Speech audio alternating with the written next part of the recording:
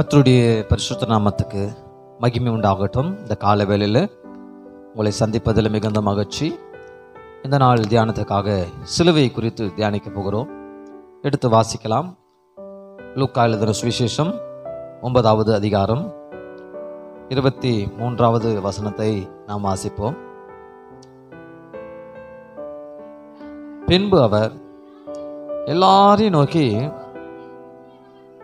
என் பின்னே வர விரும்பினால் அவன் தன்னைத்தானே வெறுத்து தன் சிலுவையை அனுதினமும் எடுத்துக்கொண்டு என்னை பின்பற்ற கடவன். தன் சிலுவையை அனுதினமும் எடுத்துக்கொண்டு என்னை பின்பற்ற கடவன். பாருங்க, ஒருவன் என் பின்னே விரும்பினால் அவன் தன்னைத்தானே வெறுக்கணும். முதல்ல தன்னைத்தானே வெறுக்கணும். இரண்டாவது, தன் சிலுவையை அனுதினமும் எடுத்துக்கொண்டு என்னை பின்பற்ற கடவன். சிலுவை குறித்து தியானிக்கிறோம். சிலுவை, நாம் தன் சிலுவை, சிலுவை என்று நாம் பார்க்கும்போது அநேக காரியங்கள் நமக்கு சொல்லப்பட்டது. அது சிலுவை என்பது பாடுகள், பலவிதமான பொறுப்புகள் எல்லாம் இருக்கிறது. அப்போ இயேசுவை பின்பற்ற வேண்டுமானால் தன்னையே வெறுத்து விட வேண்டும். எதை வெறுக்கணும்? நமக்கு ஸ்டேட்டஸான்னு நினைக்கிற பெருங்கௌரவத்தை, பலவிதமான மேன்மைகளை வெறுத்து ஒதுக்கிவிட்டு தான் சிலுவை எடுத்துக்கொண்டு ஆண்டவர் பின் செல்ல வேண்டும் என்று சொல்கிறார். அப்போ ஆண்டவருடைய பிள்ளைகளாக இருக்கிற நாம் எல்லாவற்றையும் சகித்துக்கொள்ள வேண்டும். நீயும் எல்லாவற்றையும் சகித்துக்கொள். சிலுவை குறித்து நம்ம மேன்மை பாராட்ட வேண்டும். சிலுவை எடுத்துக்கொண்டு அவருக்கு பின்னாடி செல்லணும். சிலுவை என்றால் பாடுகள், வேதனைகள், துன்பங்கள் நம்முடைய வாழ்க்கையில் இருக்கிறதை பார்க்கிறோம். ஆண்டவராகிய இயேசுக்கு சிலுவை மிகுந்த ஒரு பாடு உள்ளதாக இருந்தாலும் கூட அதை நமக்காக சுமந்து தீர்த்தார். சிலுவை என்றால் இணைப்பு, 2 மரத்துண்டு இணைகிறது. அது போல இன்னைக்கு நாமும் பூலோகத்தில் இருக்கிற நம்மை பரலோகத்தில் இணைக்கிற ஒரு செயல் சிலுவை. அந்த சிலுவை இருந்தால்தான் பரலோகம் போக முடியும். அருமையானவர்களே, அந்த சிலுவை குறித்து பார்க்கும்போது இயேசு கிறிஸ்து சுமந்த சிலுவை 150 கிலோ இருந்தது என்று சொல்லப்படுகிறது. இயேசு கிறிஸ்துவுக்கு அவர் மரிக்கும்போது அவருடைய எடை 85 கிலோ என்று சொல்ல, 85 கிலோ எடை உள்ளவர் 150 கிலோ சிலுவை பாரத்தை அவர் சுமந்தார். பாருங்க, எவ்வளோ பாடு. நாம் இன்னைக்கு இருக்கிற பாடுகளை கிறிஸ்துவுக்காக சுமப்பதற்கு வேதனைப்படுகிறோம். அன்றைக்கே ஆண்டவராய் இயேசு கிறிஸ்து சிலுவையை, அவர் பாடுகளை, இரத்த வேர்வையில், ஒரு துளி ரத்தம் இல்லாத சூழ்நிலையில் இரவெல்லாம் அடிக்கப்பட்டு ஒரு ரத்தம் எல்லாம் வெளியேறி உடல் முழுவதும் காயங்கள் நிரம்பியிருந்த அந்த சூழ்நிலையில் அந்த இரவெல்லாம் ஒரு பாடுபட்டு அந்த காலை வேளையில், மதிய வேளையில் அந்த கொல்கதாவை நோக்கி சிலுவையை சுமந்து கொண்டு போனார் என்று சொல்லி பார்க்கிறோம். சிலுவை இன்னைக்கு அநேக ஆசீர்வாதங்களை கொடுக்கிறதா இருக்கிறது. சிலுவை அந்த எடுத்து நடக்க வேண்டும். உலகம் நம்ம பின்னாடி இருக்கணும், சிலுவை நம்ம முன்னாடி இருக்கணும். அருமையானவர்களே, கிறிஸ்துவை ஏற்றுக்கொள்ளும் போது நாம் அநேக காரியங்களை வெறுக்க வேண்டியது அவசியமா இருக்கு. இன்னைக்கு வேதம் சொல்லுகிறது, சிலுவை எடுப்பதுக்கு முன்னாடி வெறுக்க வேண்டியது. ஒருவன் பெண்ணை வர விரும்பினால் அவன் தன்னைத்தானே வெறுக்கணுமா? எதை வெறுக்கணும்? சங்கீதம் 119 சங்கீதம் 104வது வசனத்தை நாம் படிக்கலாம். எதை வெறுக்க வேண்டும்? 119 சங்கீதம் 104வது வசனத்தை படிக்கலாம். உமது கட்டளைகளால் உணர்வடைந்தேன், ஆதலால் எல்லாம் பொய் வழிகளையும் நான் என்ன பண்ணுகிறேன்? வெறுக்கிறேன். எல்லாம் பொய்யான வழிகளை நாம் வெறுக்க வேண்டியது அவசியமாக இருக்கிறது. பொய் வழிகளை நாம் இன்னைக்கு வெறுக்கணும். இன்னைக்கு அநேகர் பொய்யான காரியத்தை தான் நாடி ஓடுகிறார்கள். பொய்யான வழியில தான் போகணும்னு நினைக்கிறாங்க.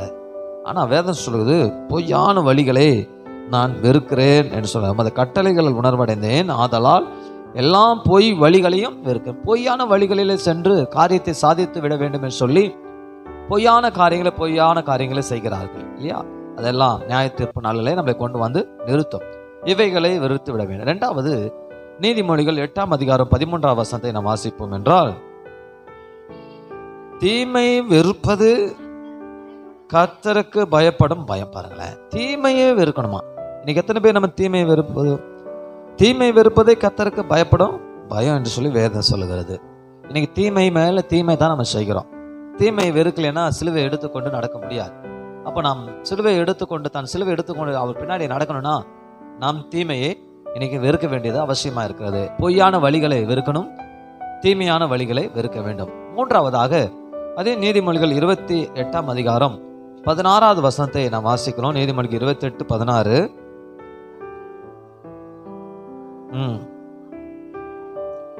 மிகுதி பொருளாசை வெறுக்கிறவன் தீர்க்காயுசை பெறுவான். அப்ப பொருளாசையே நம்ம வெறுக்கணும். இன்னைக்கு அநேகருக்கு பொருட்கள் மேல பொருள் மேல வீடு மேல வீடு, பொருள் மேல பொருள் வாங்க வேண்டும் என்று சொல்லி ஆசைப்படுகிறான். ஆனால் வேதம் சொல்லுது, பொருளாசை வெறுக்கிறவன் தீர்க்காயுசை பெறுவான். அப்போ நம்ம சிலுவையை சுமக்கணும்னா பொருளாசையை வெறுக்க வேண்டும். நாலாவது பாருங்களேன், யோவான் 12ஆம் அதிகாரம் 25வது வசனத்தை வாசிக்கலாம். யோவான் 12ஆம் அதிகாரம் 25வது வசனம். தன் ஜீவனை சிநேகிக்கிறவன் இழந்து போவான், இந்த உலகத்தில் ஜீவனை வெறுக்கிறவனோ அது நித்திய ஜீவகாலமாய் காத்துக்கொள்வான். இந்த உலகத்தில் தன் ஜீவனையே வெறுக்கணும். எதை வெறுக்க சொல்றான்னா, தன் ஜீவனை வெறுக்கிறவன் அதை காத்துக்கொள்வான், ஜீவகாலமெல்லாம் காத்துக்கொள்வான் சொல்றார். சிலுவை சுமக்கிறனா, என் பின்ன வரணும்னா அவன் தன்னைத்தானே வெறுக்கணும். எதை வெறுக்கணும்? பொய்யான வழிகளை வெறுக்கணும், தீமைகளை வெறுக்கணும், பொருளாசைகளை வெறுக்கணும், தான் ஜீவனை வெறுக்க வேண்டும் என்று சொல்லி சொல்லப்பட்டிருக்குது. அருமையான சிலுவை என்றால் பாடுகள், கஷ்டங்கள், உபத்திரவங்களாக இருந்தாலும் நாம் சுமக்க வேண்டிய சிலுவை என்னமோ நாம் இஷ்டம் படி, நம் ஆசைகளின் படி, சுய சித்தத்தின்படி நடக்கிற காரியம் இல்லை, தேவ சித்தத்தின்படி நடக்க வேண்டும். அதனால்தான் ஆண்டவராக இயேசு கிறிஸ்து கூட மத்தேயுவில் வாசிக்கிறோம் 26ஆம் அதிகாரத்தில் அவர் ஜெபிக்கிற ஒரு ஜெபத்தை பாருங்க. மத்தேயு 26ஆம் அதிகாரத்தில் வாசிக்கிறோம் 37வது வசனத்தில் இங்க அருமையான ஒரு ஜெபத்தை ஏறெடுக்கிறார். 39 சற்று அப்புறம் போய் முக குப்புறவிருந்து, என் பிதாவே, என்னை விட்டு நீங்க கூடுமானால் நீங்கும்படி செய்யும், ஆகிலும் என் சித்தத்தின்படி அல்ல உம்முடைய சித்தத்தின்படி ஆகட்டும். பாருங்க, சிலுவை என்றால் பாடு, கஷ்டம், உபத்திரவம் இருந்தாலும் நம்ம சுமக்க வேண்டிய சிலுவை நாம் சுமந்து ஆகணும். இருந்தாலும் நம்முடைய சித்தத்தின்படி அல்ல, அவர் சித்தத்துக்கு விட்டு கொடுக்கும்போது அந்த சிலுவை நமக்கு ஒரு ஆசீர்வாதமாக இருக்கும். இந்த ஜப நாட்களில் நம்ம சுமக்க வேண்டிய சிலுவை இதுதான். தேவ சித்தத்திற்கு நம்ம ஒப்பு கொடுத்து நம்முடைய சுய சித்தம் அழிக்கப்படணும். அப்பதான் சிலுவையை சுமந்து கொண்டு செல்லலாம். நம்முடைய சுய சித்தம் அழிஞ்சு அவருடைய சித்தப்படி நடக்கும். அவர் அப்படித்தான் ஜெபிக்கிறார், ஆண்டவரே என் சித்தப்படி அல்ல உம்மு சித்தத்தின்படி ஆகட்டும், நம்முடைய சித்தம் நிறைவேற வேண்டும். அப்போ சிலுவை நாம் குறித்து நாமே வேதம் சொல்லுகிறது. வாசிக்கலாம். கலாத்தியர் 6ஆம் அதிகாரம் நாம் திருப்பிக் கொள்வோம். கலாத்தியரின் புஸ்தகம் 6ஆம் அதிகாரம் 14வது வசனத்தை வாசிப்போம். நானும் கர்த்தராகிய இயேசு கிறிஸ்துவின் சிலுவையை குறித்தே அல்லாமல் வேறொன்றை குறித்து மேன்மை பாராட்ட இருப்பனாக, அவரால் உலகம் எனக்கு சிலுவையில் அறை உண்டிருக்கிறது, நானும் உலகத்திற்கு சிலுவையில் அறை. நான் உலகத்திற்கு சிலுவையில் அறை. நாம் உலகத்துக்கு சிலுவையில் அரைஞ்சிடணும். அதாவது கர்த்தராகிய இயேசுவின் சிலுவை குறித்தே அல்லாமல் வேறு ஒன்றை குறித்து நம்ம மேன்மை பாராட்டாதிருப்பனாக, அவரால் உலகம் எனக்கு சிலுவையில் அறை உண்டு இருக்கிறது, நானும் உலகத்திற்கு சிலுவையில், நான் உலகத்திற்கு நம்மளே சிலுவையில் அரைஞ்சணும். அப்போ சிலுவை குறித்து இல்லாமல் வேறு ஒன்றை குறித்து நம்ம மேன்மை பாராட்டக்கூடாது.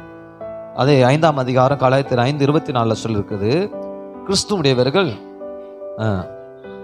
மாம்சத்தையும் ஆசை இச்சைகளையும் சிலுவையில் அரைஞ்சணும். மாம்சத்தையும் ஆசை இச்சைகளையும் சிலுவையில் அரைந்து விட வேண்டும் என்று சொல்லி சொல்லப்பட்டிருக்குது. அப்போ அருமையானவங்களே, உலகத்திற்கு சிலுவையில் அரைஞ்சிடணும். ரெண்டாவது மாம்சத்தையும் அது மட்டும் இல்லாதபடி ஆசை இச்சைகளையும் சிலுவையில் நாம் அறைய வேண்டும் என்று சொல்லி வேதம் சொல்கிறதை நாம் பார்க்கிறோம். நாம் சிலுவையில் அறையப்படுவது மிக மிக ரொம்ப முக்கியமானது. அதான் பவுல் சொல்றாரு கலாத்தியர்கள் 2:20 வாசிக்கலாம். கிறிஸ்துவுடனே கூட சிலுவையில் அறையப்பட்டேன், ஆயினும் பிழைத்திருக்கிறேன். இனி நான் அல்ல, கிறிஸ்துவே எனக்குள் பிழைத்திருக்கிறார். நான் எப்பொழுதும் மாம்சத்தில் பிழைத்திருக்கிறதோ என்னில் அன்பு கூர்ந்து எனக்காக தம்மைத்தாமே ஒப்பு கொடுத்த குமாரனை பற்றும் விசுவாசத்தினாலே பிழைத்திருக்கிறேன். பாருங்க, கிறிஸ்துவோட சிலுவையில் அறையப்பட்டேன். கிறிஸ்துவோடு நாமளும் சிலுவையில் அரைஞ்சிடணும். ஆயினும் பிழைத்திருக்கிறேன். இனி நான் அல்ல, கிறிஸ்துவே எனக்குள்ள பிழைச்சிருக்கிறார். கிறிஸ்து நமக்குள்ள பிழைச்சு நம்ம அவருக்குள்ளே பிழைத்திருக்கிற ஒரு அனுபவம். நாம சிலுவையில் அறையப்பட்டா பிழைத்திருக்கிறோம். அந்த மட்டும் என்னில் அன்பு கூர்ந்து எனக்காக தம்மைத்தாமே ஒப்பு கொடுத்து தேவனுடைய குமாரனை பற்றி விசுவாசத்தினால இன்னைக்கு நம்ம பிழைத்திருக்கிறோம். அருமையானவர்களே, அந்த பிழைத்திருக்கிற அனுபவம் நமக்கு இன்னைக்கு தேவை. சிலுவை சுமப்பது என்றால் மற்றவர்கள் செய்த குற்றங்கள் எல்லாம் நம்ம மன்னிக்கணும். உலகத்தார் சாதாரணமாக செய்கிற பாவ காரியங்கள் எல்லாம் வெறுத்து அவற்றிலே தன்னை ஈடுபடுத்தி கொள்ளாதபடி அவைகள்லாம் வெறுக்கணும். 3வது, எவருக்கும் துரோகம் செய்யாம உண்மையா இருக்கணும். இயேசுவின் மேல விழித்திருந்து ஊக்கத்தோடு ஜெபிக்கணும். 4வது, நம்முடைய சித்தத்தை செய்யாமல் தேவனுடைய சித்தத்துக்கு நம்ம ஒப்பு கொடுத்து ஜெபிக்கணும். பழிக்கு பழி வாங்காம அவளுக்கு நன்மை செய்யணும். இது தாங்க சிலுவையின் உபதேசம். இந்த சிலுவையின் உபதேசத்துல தன்னைத்தானே வெறுத்து அவள் சிலுவை எடுத்துக்கொள்ளணும். இதுதான் அவள் சிலுவை எடுத்துக்கொண்டு நடக்கும்போது, சிலுவை சுமக்கும் போது நாம் பிழைத்திருப்போம். பிழைத்திருக்கிறது மாத்திரம் இல்லை, அவர் நமக்குள்ளே பிழைத்திருக்கிறார். ஆசீர்வாதத்தை கற்றுக் கொடுக்கிறார். இனி நான் அல்ல, கிறிஸ்துவே என்னில் பிழைத்திருக்கிறார். நாம் கிறிஸ்துக்குள்ளே பிழைத்திருக்கும் போது நித்திய ஜீவனை நாம் பெற்றுக்கொள்வோம். ஆகவே அருமையானவர்களே, ஒருவன் என் பின்னே வர விரும்பினால் அவன் தன்னைத்தானே வெறுத்து தான் சிலுவை அனுதினம் எடுத்துக்கொண்டு என்னை பின்பற்ற கடவன். எதை வெறுக்கணும்? பொய் வழிகளை வெறுக்கணும், தீமையானதை வெறுக்கணும், பொருளாசை வெறுக்கணும், தன் ஜீவனை வெறுக்கணும். இவைகளை வெறுத்து தன் சிலுவை பாரங்கள் பிரச்சனைகளை எடுத்துக்கொண்டு அவர் பின்னாடி சொல்லுவோம் என்றால் நிச்சயமாய் கர்த்தர் நம்மை ஆசீர்வதிக்க அவர் வல்லவராக இருக்கிறார். அல்லேலூயா. தேவ சித்தம் எல்லாவற்றையும் செய்ய மகத்துவம் உள்ளதாய் காணப்படுகிறது. அவர் வேதத்தில் ஒரு திட்டமும் மாறவே மாறார். ஆண்டவர் உங்களை ஒவ்வொருவரையும் ஆசீர்வதிப்பதற்கு வல்லமுள்ளவராக இருக்கிறார். அவர் சித்தத்துக்கு ஒப்பு கொடுப்போம். தன்னைத்தானே வெறுத்து சிலுவை எடுத்துக்கொண்டு அவர் பின்னாடி நடப்போம். கர்த்தர் உங்களை ஆசீர்வதிப்பாராக. ஜெபிக்கலாமா? அன்பின் ஆண்டவரே, இந்த நல்ல நேரத்துக்காக நன்றி. உங்களை ஒவ்வொருவரையும் ஆசீர்வதியும். சிலுவை எடுத்துக்கொண்டு தன்னைத்தானே வெறுத்து தன் சிலுவையை சுமக்கிற ஒரு பாக்கியத்தை உங்களை தருவீராக, ஆசீர்வதிப்பீராக. இயேசுவின் நாமத்தால் ஜெபிக்கிறோம் பிதாவே. ஆமென். ஆமென். God bless you.